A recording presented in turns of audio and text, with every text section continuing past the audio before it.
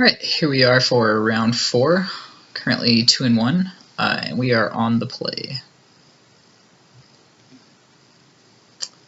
This hand is not good in any matchup, so we are going to go ahead and take a mulligan here. This hand needs some help, but it's certainly powerful enough that we could get there if we get some lands off the top.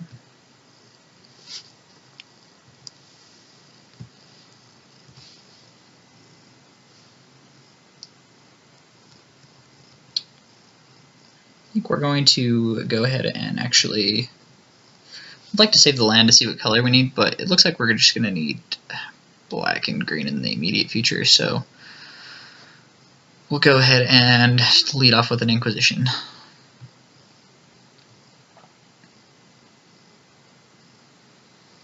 Alright, looks like our opponent is on blue-white Tron.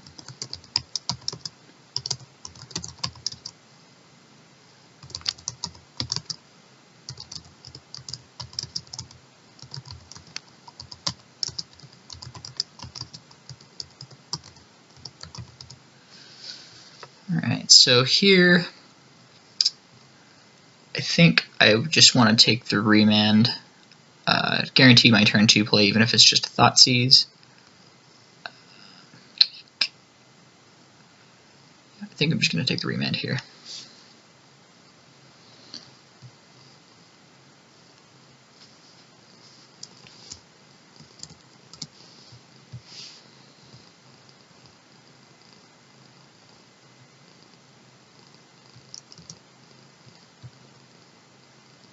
And Scavenging is not a bad draw here. This deck will often try to combo up with Umbriel Rights and things like that. He does have a path, but if he paths here, then we get to get our land and get closer to Siege Rhino. So if it wasn't going to be a land, I think that's probably about the best creature we could have gotten.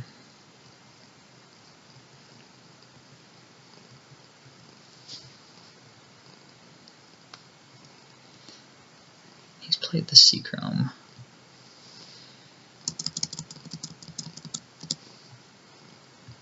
He has one unknown in hand currently. We did draw the land, so that's pretty good. So we're going to go ahead and attack first.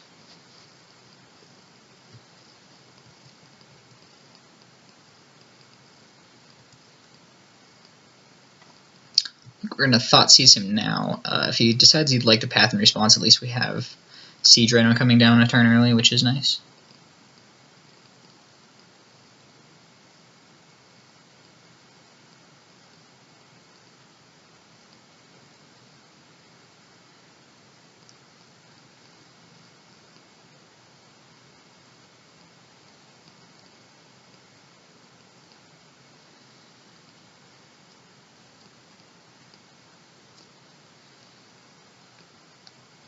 Okay.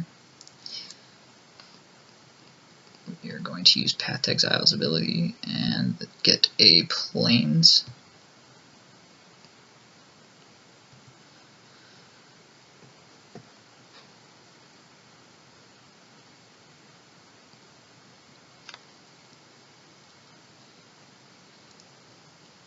Now we're just basically looking for a way to force through Siege Rhino or make sure that it's going to be good when it gets there.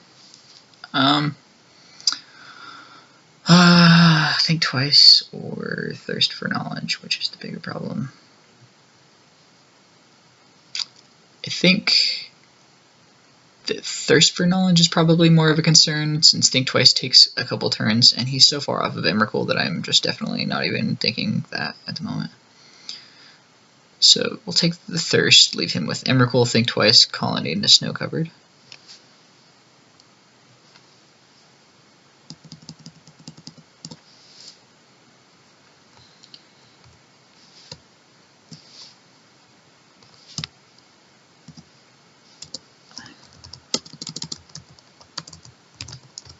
A quick note of that and pass the turn. His hand's fairly slow and weak, so hopefully this Siege Rhino can go a long way. Abrupt Decay is not always an all-star in this matchup, although it can can certainly pull its weight when it gets things like signets. So.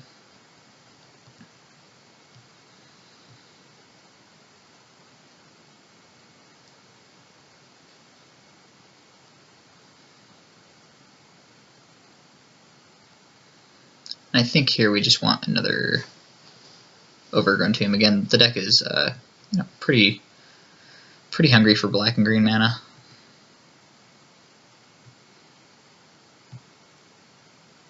And drawing the 5th land is certainly fine.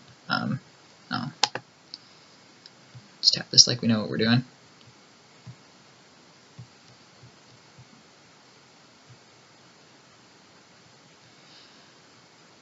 Drawing the 5th land is nice because we can kind of just clock in with the Gavany Township.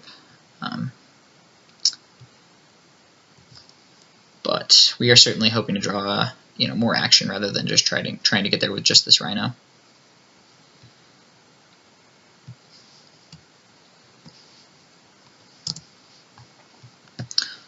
Especially because his deck does play a reasonable control game. I'm fairly confident he has some kind of a Gifts Ungiven package in there that probably includes Unburial Rites, as well as like Supreme Verdicts and Path to Exiles and things of that nature. Tasigur is a reasonable draw here.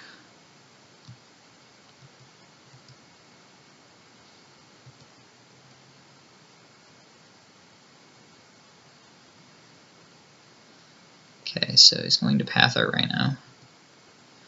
That is okay. And we will get a swamp. And then we're going to cast the Tasigur. We're going to pay 3 for that. Leaving Thoughtseize in our graveyard.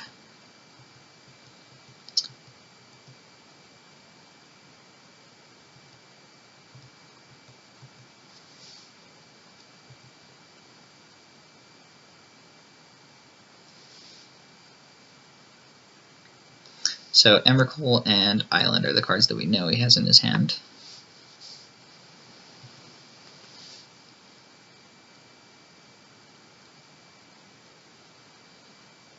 Still 1 mana away from being able to animate his Celestial Colonnade, which is nice for us. Even though the Tasigur does actually attack through it fairly nicely. Water deck actually attacks through Colonnade pretty nicely. Azorius Signet, sure.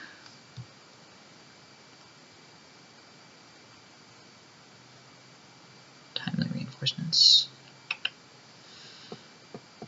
Alright, so he's going to get max value out of that regardless. I'll take this opportunity to just decay the Signet. Decay just doesn't really get much better in this matchup. It's mediocre.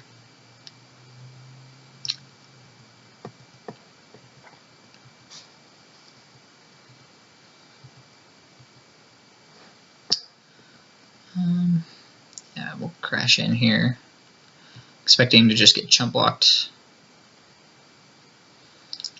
We still know all the cards in his hand, actually. He still has Emrakul and a Snow-Covered Island.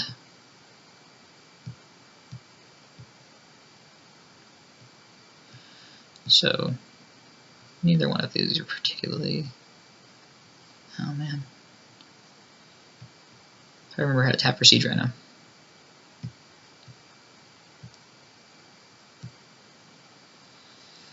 Neither of these are particularly scary against what we have going on here, so hopefully we can just kind of ride this to victory.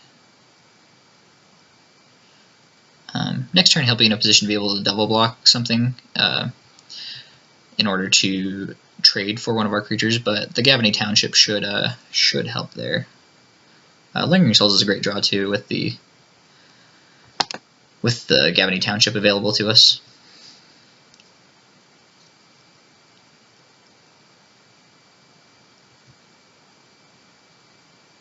So he's really in a position to need a sweeper pretty soon. We're certainly going to cast Lingering Souls at least once. Some quick math to see if we should flash it back. That would be 8.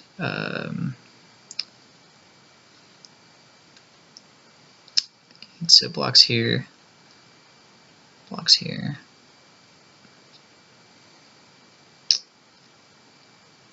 So block 4, take 8. I think it just hastens our clock enough that it's worth just flashing back the souls here. And you know, if he draws one of his sweepers, then he draws it.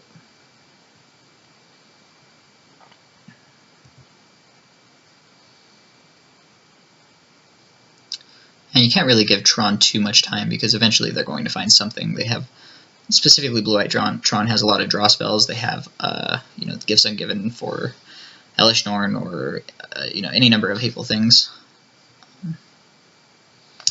We actually have enough mana to Thoughtseize first, so let's go ahead and Thoughtseize and see what he's working with. I know he has Emrakul, Island, and 1 unknown. And he's getting closer to Tron mana, which is another reason why I kind of want to put the pressure on him. Okay, so here is the Gifts Ungiven.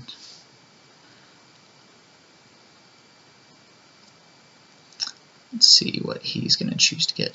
So the interesting part is that he's only going to get the cards in his hand because we can Thoughtseize the Emrakul, and then he's going to have to shuffle his graveyard back. So Unburial Rites shenanigans are not going to work.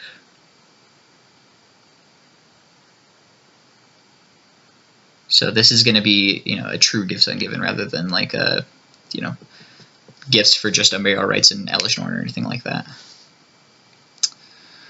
The cards that we are going to give him, we're definitely going to give him the Snapcaster Mage. I think the Snapcaster and the Wormcoil are the ones we're going to give him because we're going to Thoughtseize. Oh, whoops. Well, that's awkward. Okay, so yeah, that's definitely awkward. I definitely thought that this worked the other way.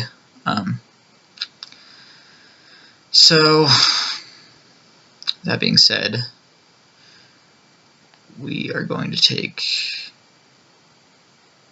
Oh man, if I had just taken or like binned both of the Wraths and then taken his Emrakul from his hand, I'm pretty sure he would be on no outs here. As it is, we're actually now in a bit of trouble.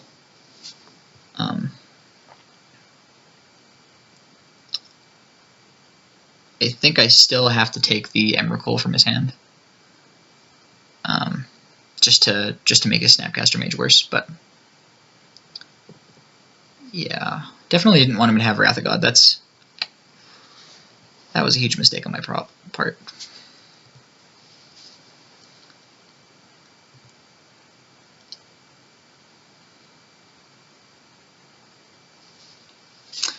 Okay, so if we attack here, he could block that. We would get in for 5. It looks like 13 still, right? So I guess maybe I should have actually even just taken the Snapcaster Mage now in hindsight. Yeah, I just played that whole thing very badly, and that's one of the advantages of playing Gifts Ungiven, is that your opponent can just sometimes misplay their way out of the whole thing. Because right now he can actually flash in a Snapcaster Mage to go to 1, which doesn't put him in a great spot, but it doesn't put him at dead either, which is, you know, where I kind of need him to be. But maybe he won't. So yeah, so we passed that point. So it looks like, if my math holds true, that this is just going to be lethal. Is that right? It's 5 plus 8, so it's 13, yeah. Looks like lethal to me. Okay. Yeah, so we definitely played that whole thing very, very badly. But in the end, we ended up getting the game, so sometimes it's better to be lucky than good, I guess. I mean, so we punted, and our opponent kind of punted it right back to us, but anyway, definitely like the Fulminator Mages in this matchup. I also like the Duress. This Blue-White Tron plays a lot more like a control deck than Green-Red Tron. It's a lot harder for them to get Tron online too, so your Fulminator Mages are even better here. And you can even oftentimes take them off of just, you know, having double white for Wrath. Other cards that I like in this matchup, I think Path to Exile is probably fine. Abrupt Decays are pretty mediocre. Can certainly at least shave them. Maelstrom Pulse is fine. I don't think that Hierarch is particularly exciting here. Especially when we're already going up on our 1-drops like Duress and Path to Exile and things like that. I mean, Path is a 1-drop, but it's definitely not a curve on 1. Lingering Souls is quite good, so we definitely want to keep that, as well as Tassiger. Maybe it's just another Decay. Certainly don't want to draw very many Decays at all. Our best plan in this matchup is to just kind of disrupt his hand a little bit, and then try to land some either Fulminator Mages to kind of just get his lands, or some Lilianas to get his hand. So it's pretty much the game plan. Stony Silence. I like Stony Silence a fair amount against the green-red version of the deck, but I think that, as far as I can remember, it's really only going to turn off the Signets in this matchup, and I don't think that that's worth it. Yeah, I don't think that it's worth it, but we could potentially board them in for Game 3 if we see some problematic artifacts.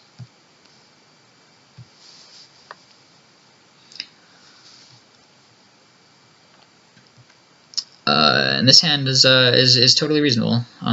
We have a turn 1 discard spell and a Fulminator Mage to try to make things hard for him.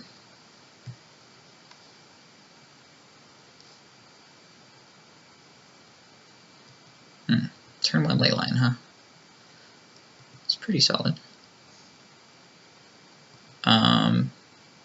Did he keep a no-lander? Okay. So that's interesting. I mean, Leyline is probably a good card in this matchup, but I just don't think you should keep it at the prospect of no lands. I mean, it's possible that he just forgot to play a land on turn 1, but yeah, it looks more likely that he just accidentally didn't play his first land, which is it's interesting to say the least, right?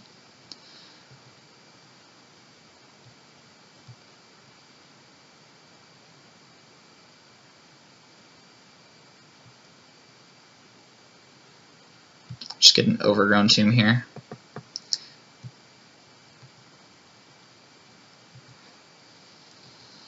And he could be holding up like Condescend or something like that, so I'll probably lead with the Scavenging Ooze since I can't like look at his hand or anything.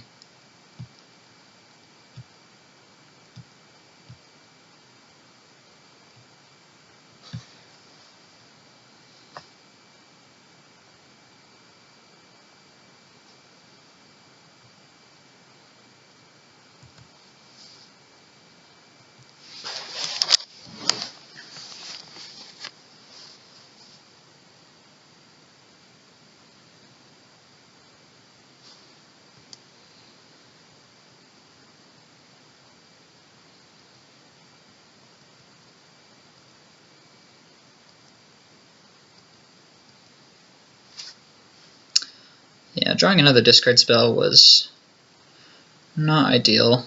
We're just going to get aggressive here with the Manland because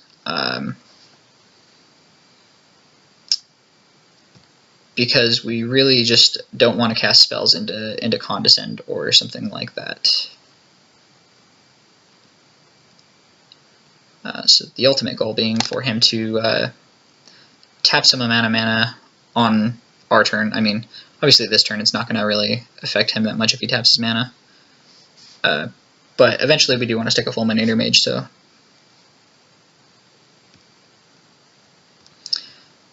and Fulminator Mage in this spot seems pretty great because it looks like he might only have one blue or white source.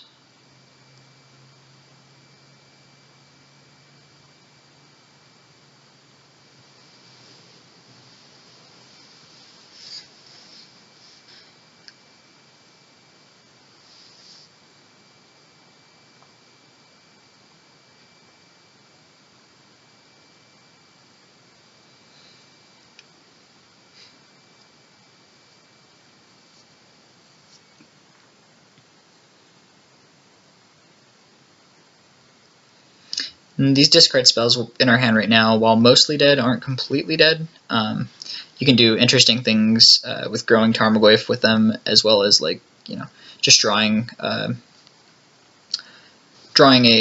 Maelstrom Pulse to try to get around that would be nice.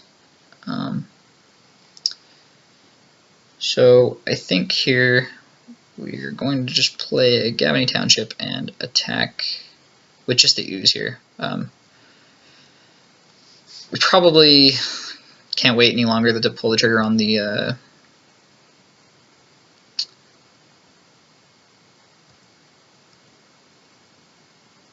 Fulminator Mage.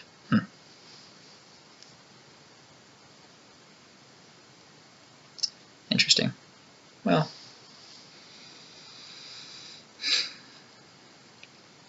yeah, I think I just want to play a Fulminator Mage here. And if it gets countered, it gets countered.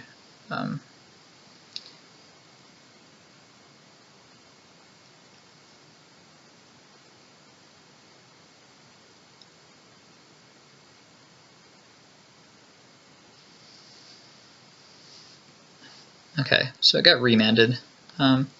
That's not that bad. I am actually pretty happy that it was a remand and not like a condescend.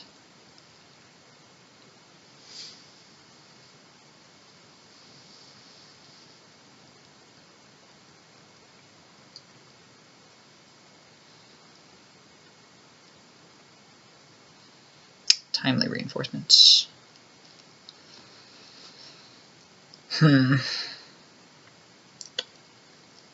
So we could do,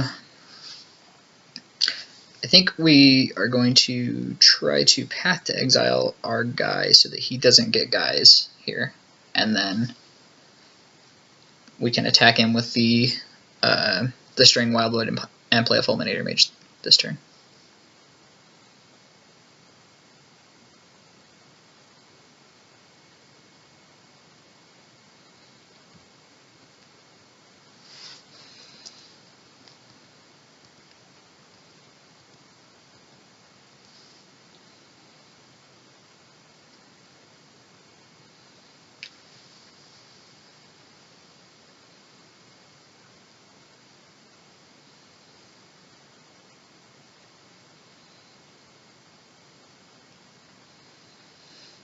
And we're going to lead off with the Fulminator Mage.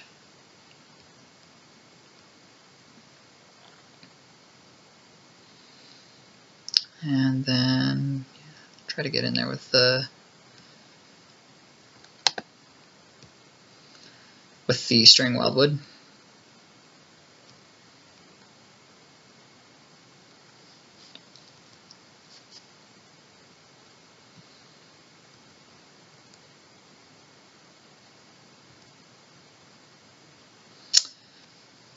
And now we have a tough decision here, because he clearly doesn't have the last piece of Tron right now. And if we take him off of his Hollowed Fountain, he could be a ways away from some kind of a Wrath effect. Although I think the Wrath effects aren't necessarily what we're worried about. I think that the main ways we can lose this game is something like a Wormcoil Engine, although we do have the path for that.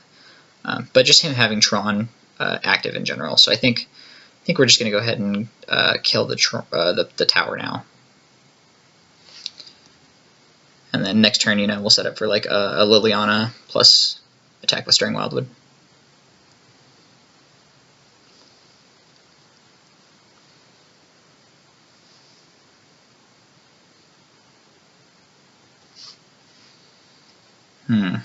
That is interesting.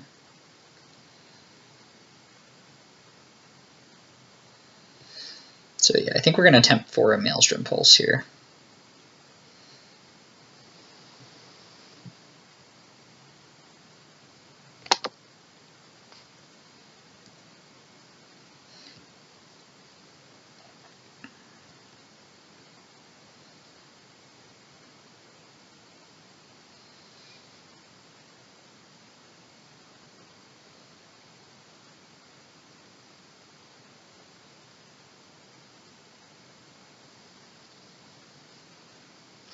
Okay. Then we're going to try to attack his hand a little bit. I don't know that there's much thought to whether you lead with the Inquisition or the Thoughtseize. I think it's about the same. Okay. So that is something. So I think that we are going to, we're going to take the path here. And then if we Thoughtseize away one of his, I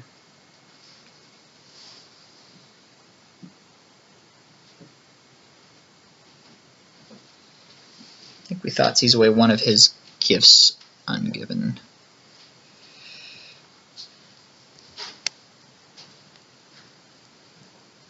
I don't know if he kept the Unburial Rites combo in against us. I think that value gifts are probably actually even better against our deck.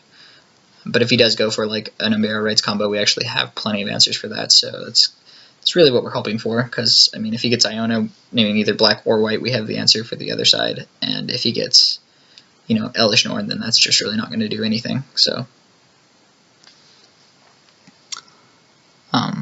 yeah, this time we're definitely going to try to point the cards into the graveyard instead of doing it the wrong way around. And based on how much time he's taking looking through the deck, I assume he's also of the mind that a value gifts here is just better. And with Elish Norn and Iona just not being terribly exciting against Abzan, like they can be sometimes, but so often they're just not that good. And also having Scavenging Ooze to just make the whole thing not happen. I can definitely agree with just not even having the package in post board.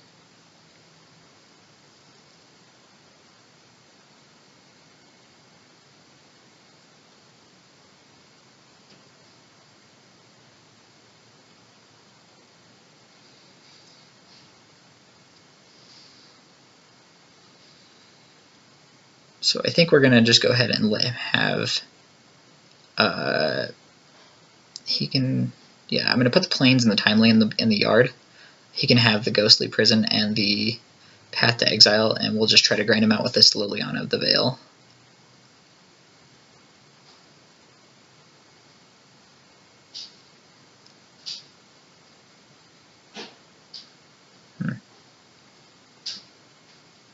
Actually, it's kind of tough between Path to Exile and Timely. I don't,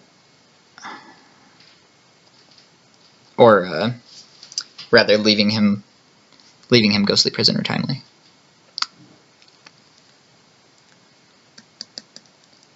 I think that I think I'm gonna just go with bin the Timely, and then he has to choose whether he wants to play Ghostly Prison or Path to Exile this turn if he doesn't draw another white source. Looks like he's going to go with Ghostly Prison, which makes sense.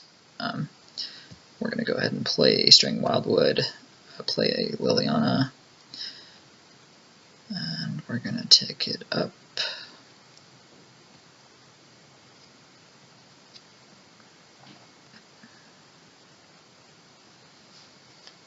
He's going to discard his Emrakul. Okay, interesting.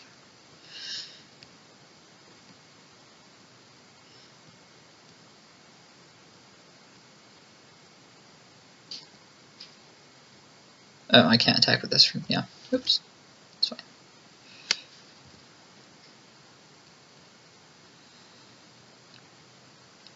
Yeah, he's gonna have to find an answer to the Liliana of the Veil pretty quickly. And play Tarmogoyf out. It's got Path to Exile, which is mildly annoying, but it's not the end of the world.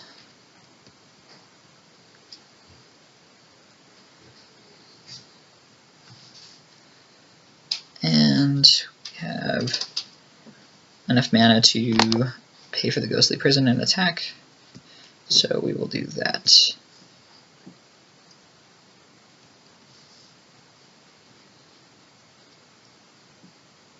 Do we have enough? Yes. I would normally be content to just Gavany Township there, except for the fact that he has the Path to Exile that we know about already. So.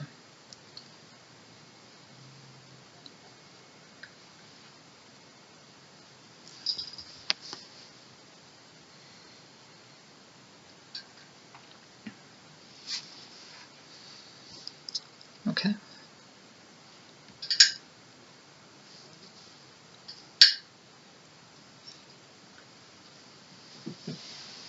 I'm actually semi-surprised to see him use the path on the Stirring Wildwood there.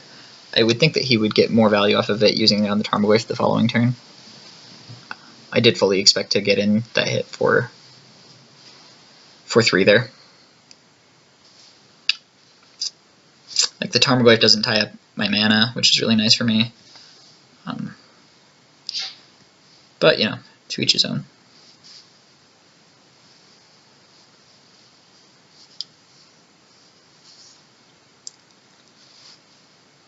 Okay, so what do we have here?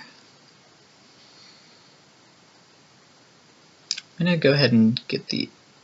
He could flash back the thing twice with the trigger on the stack. Even so, those are just redundant, and I just think that Emrakul might be the one that actually beats me, and he might just, you know, miss flashing back the thing twice here. Okay, so he flashed back the thing twice.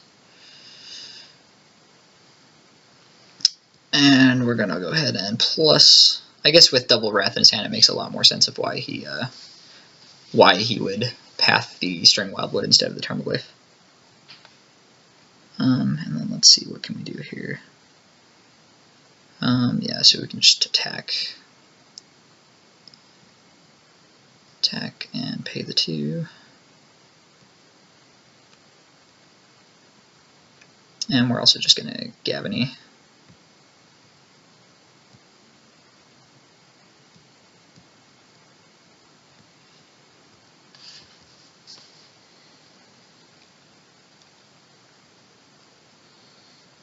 Yeah, I think that this Liliana the Veil is probably just going to take us to victory here. He did get Urzatron on right now, but he's only got just this turn for it because I'm definitely willing to,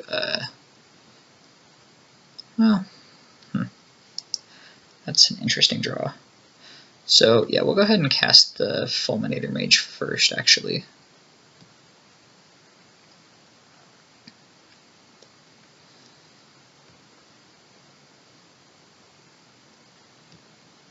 We'll go ahead and destroy his only white land. And then we'll take... I think we're gonna go... Yeah, we're gonna go down on the Liliana here. So we're definitely gonna split up Tron. So he has less power plants in the deck, so we'll put them like this. Yeah, I think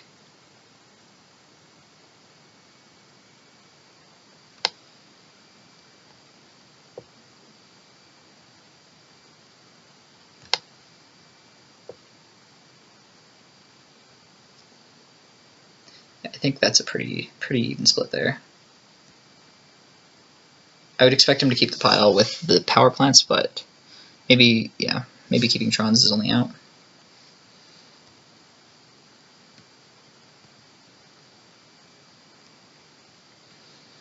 I don't think he's on a huge amount of outs here.